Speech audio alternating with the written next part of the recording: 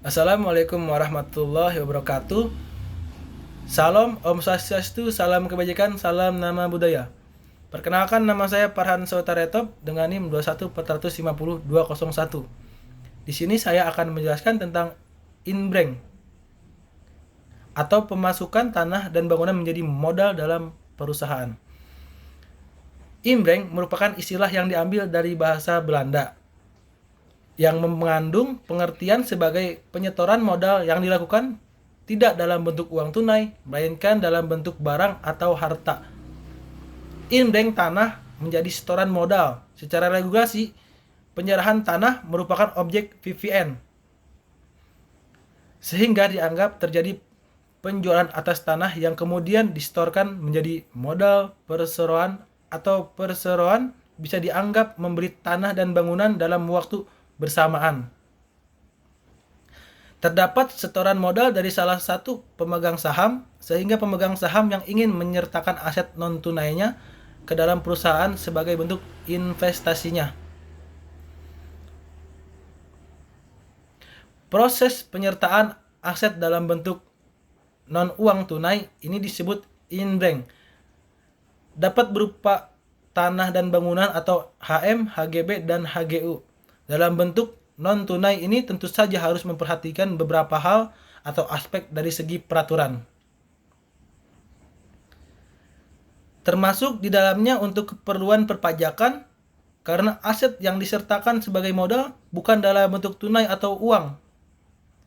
Maka aset ini harus dilakukan penilaian oleh jasa penilaian profesional atau appraisal dan independen, di mana cara penilaian pernyataan modal yang berupa tanah dan bangunan maupun satuan rumah susun ini harus dinilai berdasarkan nilai wajar dan sesuai dengan nilai market.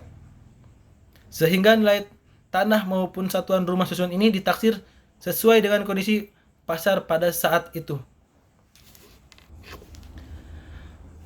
Pada dasarnya, proses perpajakan dalam inbreng dilakukan sama halnya dengan mekanisme jual beli seperti biasanya.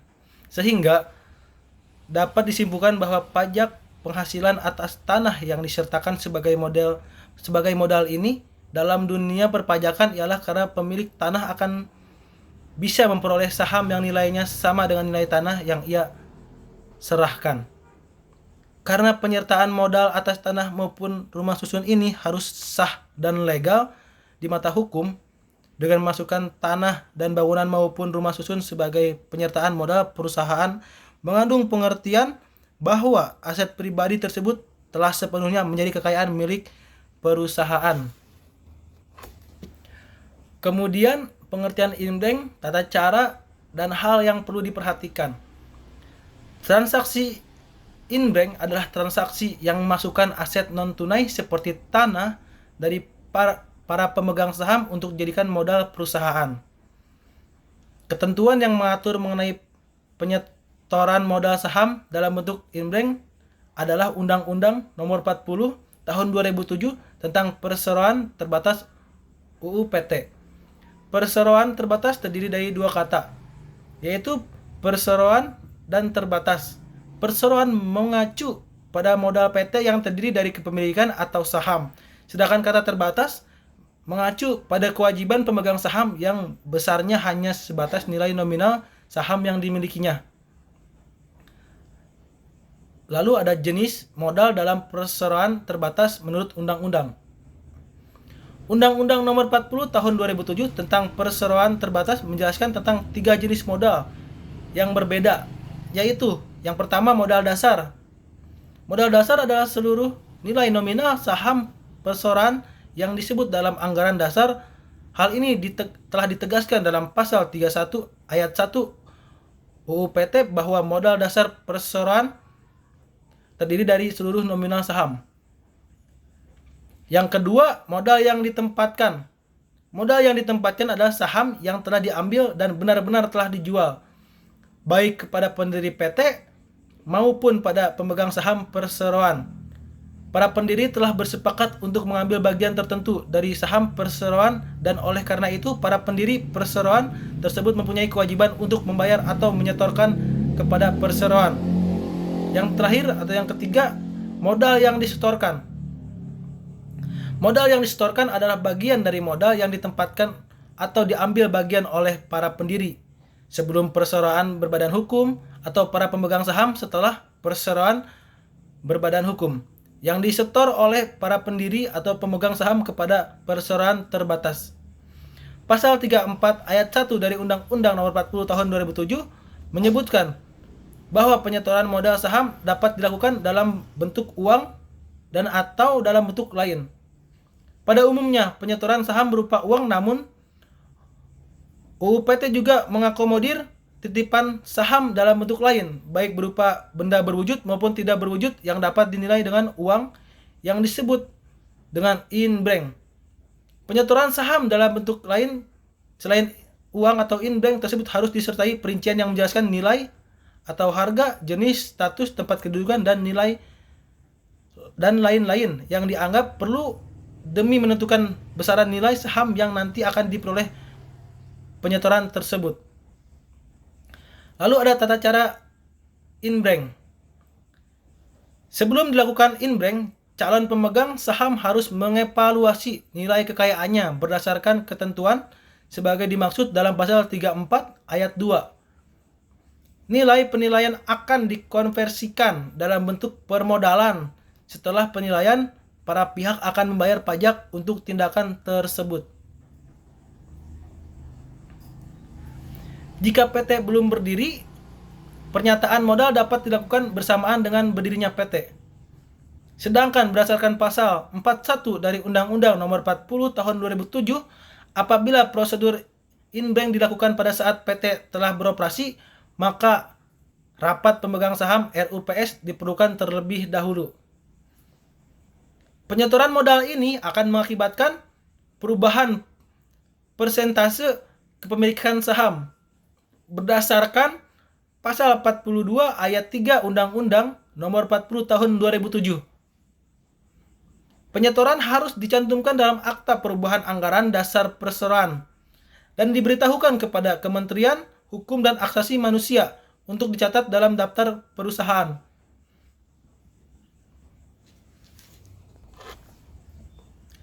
Dalam pasal 34 ayat 2 Undang-Undang Nomor 40 Tahun 2007 disebutkan bahwa modal yang disetor dalam bentuk in-bank tersebut akan ditentukan menurut nilai pasar. Jika nilai pasar tidak tersedia, nilai wajar ditentukan berdasarkan teknik yang paling sesuai dengan karakteristik yang ditentukan berdasarkan informasi terbaik dan paling relevan. Sedangkan penerapan ahli tidak terafiliasi dengan perusahaan adalah tenaga ahli yang 1. Tidak mempunyai hubungan keluarga karena perkawinan atau keturunan sampai derajat kedua, baik secara horizontal maupun vertikal dengan karyawan, anggota dewan, dewan komisaris, atau pemegang saham perseroan. Yang kedua, tidak mempunyai hubungan dengan perseroan karena adanya persamaan atau perbedaan antara anggota dewan atau dewan komisaris. Yang ketiga, tidak mempunyai hubungan pengendalian dengan perseroan baik langsung maupun tidak langsung.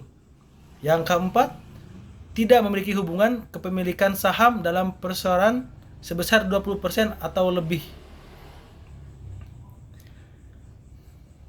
Jika penyetoran saham dalam bentuk lain atau in-bank terdiri atas benda yang tidak bergerak atau immovable property, maka pembayaran menurut pasal 34 ayat 3 Undang-Undang Nomor 40 Tahun 2007 adalah 1. Harus diumumkan dalam 1 atau lebih surat kabar. Yang kedua, pengumuman dilakukan dalam waktu 14 hari setelah akte pendirian mentandatangani atau setelah RUPS memutuskan untuk menyetorkan saham. Yang ketiga, penjelasan pasal yang diumumkan dilakukan untuk memenuhi asas publisitas, yaitu agar diketahui masyarakat dan memberikan kesempatan kepada pihak yang berkepentingan untuk memajukan keberatan atas penyetoran benda sebagai modal saham. Jika penyetoran saham dalam bentuk lain atau in-bank yang dititipkan berupa tanah, dokumen yang digunakan adalah akte pendapatan dalam negeri APDP dengan ditandatanganinya APDP sejak tanah tersebut menjadi milik PT, maka akte tersebut tetap harus dilaporkan kepada kantor pertanahan setempat untuk mendaftarkan kepemilikannya. Demikian pula saham yang diperoleh dari penghasilan harus dilaporkan kepada Kementerian Hukum dan Hak Asasi Manusia untuk didaftarkan kepemilikannya. Prosedur melakukan inbrank. Jika yang disetorkan dalam inbrank termasuk mobil dan harta benda pribadi lainnya, maka penyetoran harus melepaskan kepemilikan harta benda tersebut untuk sepenuhnya menjadi kekayaan PT. Untuk proses penyetoran modal dalam bentuk harta apabila tidak dilakukan pada saat pendirian PT, maka anggaran dasar harus diubah dan perubahan susunan kepemilikan saham pada PT. Penambahan modal menyebabkan persentase kepemilikan saham berubah. Maka dari itu, hal tersebut harus dimasukkan dalam akta perubahan anggaran dasar. Dan hal ini harus diberitahukan kepada Kementerian Hukum dan Hak Asasi Manusia untuk dicatat dalam daftar perusahaan. Berdasarkan pasal 21 ayat 4 Undang-Undang Nomor 40 Tahun 2007, notaris berwenang untuk membuat surat tersebut. Tetapi bukan akte kekayaan perusahaan, tetapi akte perubahan anggaran dasar tentang penambahan modal yang telah disetujui dalam RUPS. Maka notaris akan memberitahukan kepada Kementerian Hukum dan Hak Asasi Manusia dengan ketentuan bahwa badan usaha yang didirikan tersebut telah memperoleh status sebagai badan hukum perseroan terbatas. Jika proses masih dalam proses pengesahan, Anda dapat menanyakan kepada notaris tentang proses pendaftaran yang telah dilakukan di sistem administrasi badan hukum di Kementerian Hukum dan Hak Asasi Manusia. Jika proses tersebut sudah dalam posisi tidak keberatan, sebaiknya menunggu keputusan menteri diterbitkan, kemudian akan diselenggarakan RUPS untuk mengubah anggaran dasar dan melaksanakan inbrank atas kekayaan yang bersangkutan. Karena jika dilakukan di tengah jalan akan menghambat proses tersebut. Namun apabila masih dalam proses pemasukan data, dapat dilakukan permohonan akta perubahan atau perbaikan yang mengubah setoran modal tersebut.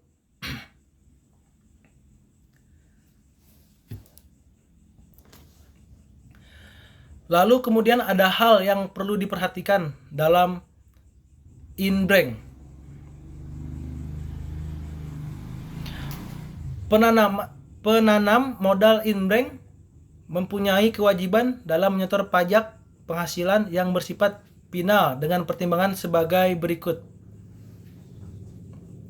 Yang pertama, untuk penyetoran modal berupa tanah dan bangunan, besarnya modal yang disetor tersebut akan dihitung berdasarkan nilai pasar dari tanah atau bangunan yang diserahkan sebagai aset perusahaan. Yang kedua, penyetoran modal berupa harta kekayaan ini disamakan dengan hak atas tanah dengan mekanisme jual beli sehingga pemilik tanah yang menyerahkan tanahnya dikenakan pajak penghasilan atau PPh sebesar 5% dari penghasilan bruto. Yang ketiga, pengenaan pajak penghasilan atau PPh. Ini dilakukan karena jumlah aset modal yang disetor dan diakui dalam hal ini sama dengan nilai pasar tanah dan bangunan. Lalu beberapa hal yang perlu diperhatikan dalam transaksi inbrank yang ditinjau baik dari segi peraturan perpajakan maupun dari peraturan perundang-undangan tentang perseroan terbatas PT. Yang pertama, setoran untuk modal saham tidak selalu berupa uang tunai, tetapi bisa juga dalam bentuk lain, baik dalam bentuk harta kekayaan berwujud seperti tanah dan bangunan maupun yang tidak berwujud seperti hak cipta, hak paten, Prancis, merek dagang atau hak sewa. Yang kedua, dalam hal in-bank, penilaian modal yang akan disetor didasarkan pada nilai wajar dari harga pasar atau nilai yang ditentukan oleh penilaian. Yang ketiga, penyetoran berupa harta kekayaan seperti tanah harus diumumkan dalam satu atau lebih surat kabar dalam jangka waktu 14 hari setelah rapat umum pemegang saham atau RUPS mengumumkan penyetoran saham tersebut. Yang ketiga, pada dasarnya proses pemberlakuan pajak peralihan hak atas tanah dengan metode in-bank sama dengan peralihan hak atas tanah dalam mekanisme jual beli.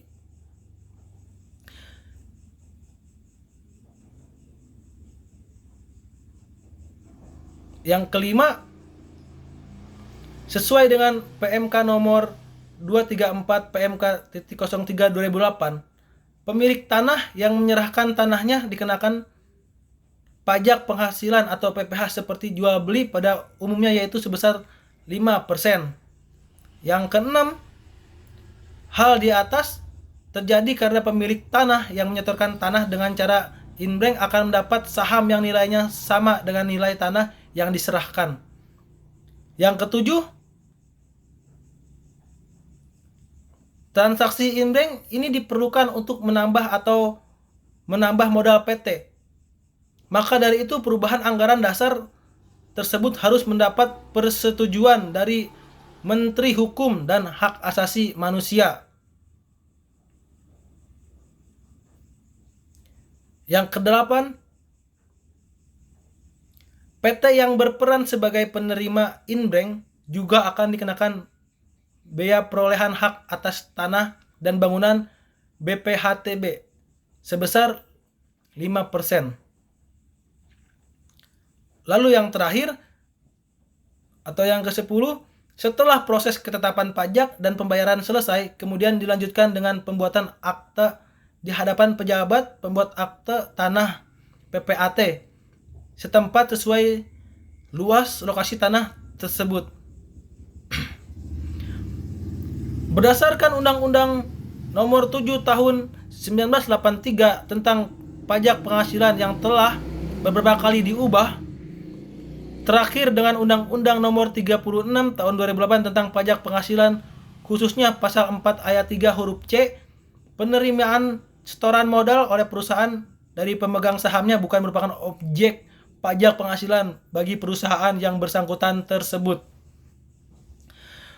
Berdasarkan Undang-Undang Nomor 36 Tahun 2008 tentang pajak penghasilan, Pasal 4 Ayat 2 yang diatur berdasarkan PMK Nomor 234 PMK.03 2008 Pasal 2B.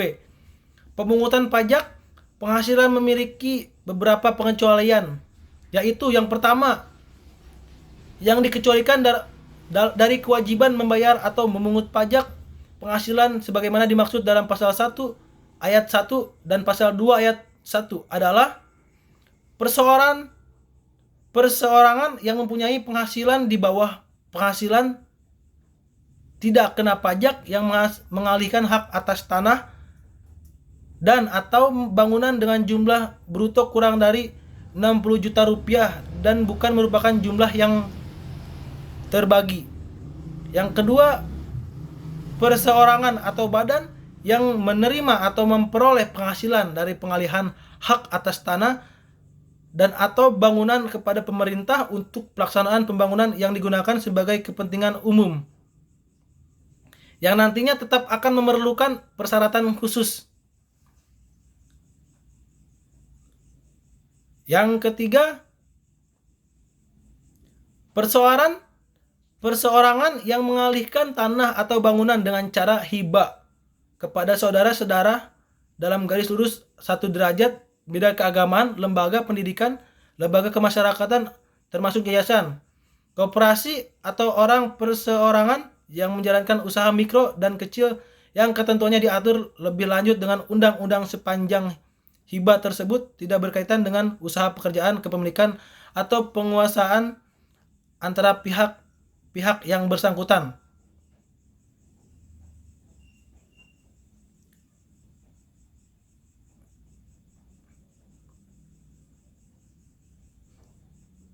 Yang keempat, badan yang mengalihkan tanah atau bangunan dengan cara hibah kepada lembaga keagamaan, lembaga pendidikan, lembaga sosial termasuk yayasan, koperasi atau perseorangan yang menjalankan usaha mikro dari kecil yang ketentuannya diatur lebih lanjut dengan peraturan Menteri Keuangan selama hibah tidak terkait dengan usaha pekerjaan, kepemilikan atau pengusahaan antara pihak-pihak yang bersangkutan.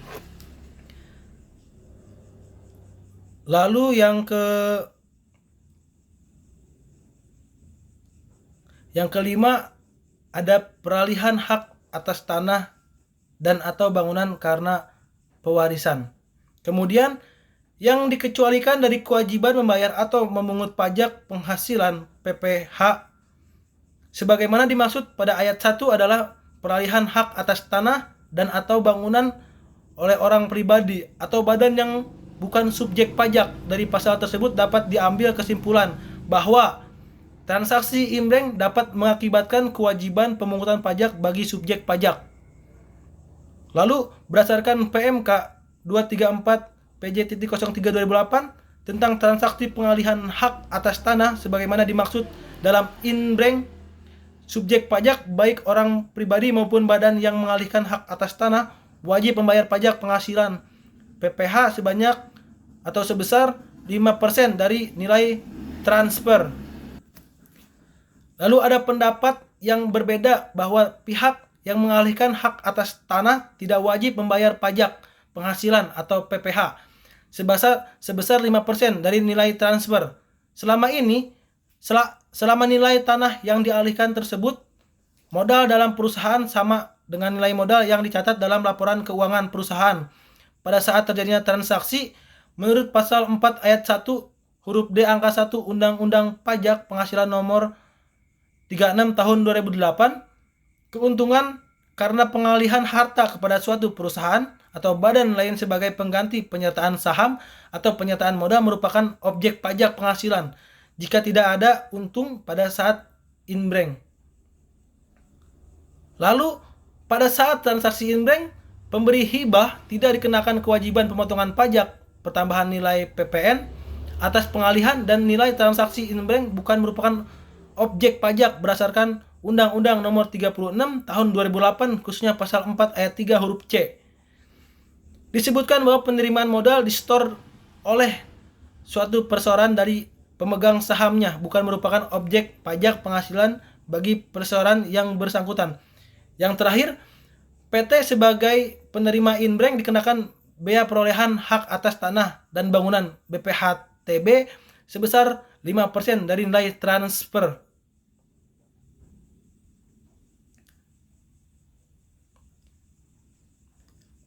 Kemudian penyetoran saham dalam bentuk lain selain uang harus disertai perincian yang menjelaskan nilai atau harga, jenis-jenis, status tempat kedudukan, dan lain yang dianggap perlu demi kejelasan tentang titipan.